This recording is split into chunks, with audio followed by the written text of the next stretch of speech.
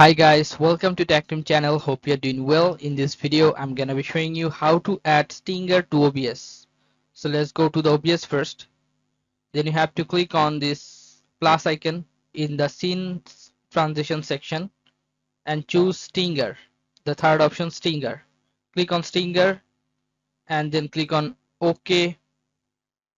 Then you'll find here this video file. You have to click on browse and choose the video from your computer.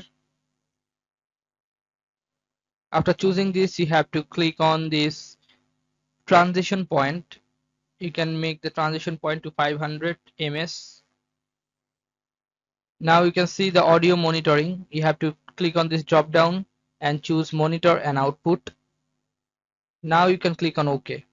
So this is how you can add a stinger in your OBS account. So guys, if you find this video helpful, then please give a thumbs up and don't forget to subscribe the channel. Thank you so much for watching the video.